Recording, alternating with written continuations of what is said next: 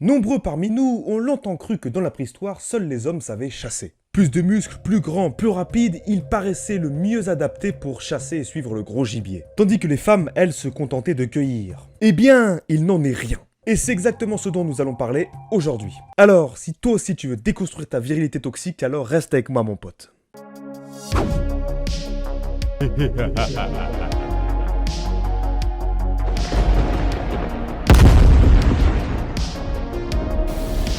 L'homme chasseur-cueilleur et la femme cueilleuse à ses heures perdues est inscrit dans notre imaginaire depuis les années 50. Un peu comme les tâches ménagères que nous avons longtemps incombées aux femmes. Mais il semblerait qu'il serait temps d'adopter un nouveau regard sur le passé de ces dernières, dans les sociétés actuelles, mais surtout dans les sociétés passées. Et ça, sur le plan de la subsistance. C'est donc dans PLOS ONE le 28 juin dernier qu'une nouvelle étude de l'université de Seattle Pacific propose une autre vision sur le rôle de la femme dans la chasse. En analysant les publications et les données de ces 100 dernières années, basées au total sur 391 sociétés humaines. Attention mon ami, ta vision de la vie sera transformée à jamais. En 2018, au Pérou, une sépulture d'une femme a été retrouvée datée d'il y a moins 9000 ans. Et elle était à ce moment-là entourée d'outils de chasse. L'idée qu'elle puisse avoir un rôle de chasseuse n'a pas tout de suite émergé dans l'inconscient collectif de l'équipe. Non, les femmes c'est trop faible, ça ne chasse pas. Pourtant, dans les années 60 avaient émergé des scénarios d'hominisation, mettant en scène un partage des rôles masculin-féminin dans le monde surtout anglo-saxon. Et dans ces années-là, l'archéologue Lewis Binford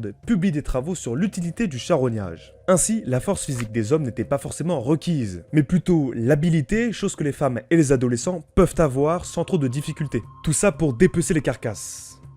Ça donne envie. Les ethnologues Richard Lee et Erwin de Vore ont étudié les chasseurs-cueilleurs actuels, les Kung San et non les Kung Fu.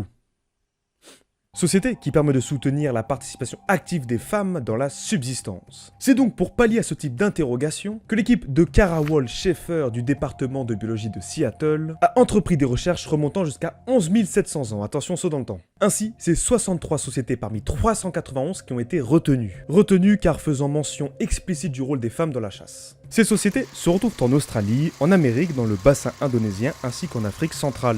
Et dans ce panel, on recense 41 sociétés dans lesquelles les femmes chassaient intentionnellement et non par opportunisme. Quand la chasse occupe une place majoritaire dans la subsistance de ces sociétés, on dénombre une participation féminine de 100%. Ok, ouais, c'est bien ça, tout le monde s'y met. Le gibier et surtout le petit gibier, la proie favorite des femmes qui chassent cependant par opportunisme. Mais le gros gibier occupe 33% des proies des femmes dans 15 sociétés. Et puis, même après être devenues mères, les femmes continuent à chasser. Bon, alors plus d'excuses, hein, fini les congés maternité. Les femmes pouvaient utiliser divers outils, parfois différents de ceux des hommes. C'est le cas notamment des actas des Philippines, où les femmes utilisent parfois des couteaux, puis des arcs et des flèches, et puis des fois les deux en même temps. Les femmes Aka manient quant à elles les filets, les arbalètes ainsi que les machettes.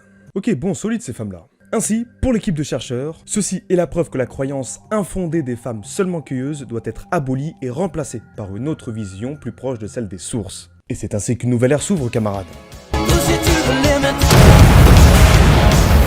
Allez, merci à toi d'avoir visionné cette vidéo, j'espère que le concept t'aura plu, pas à me faire part de tes suggestions dans les commentaires, d'actualités que tu préfères, et on essaie de se retrouver très bientôt pour une nouvelle vidéo, et moi je vous dis, ciao à tous.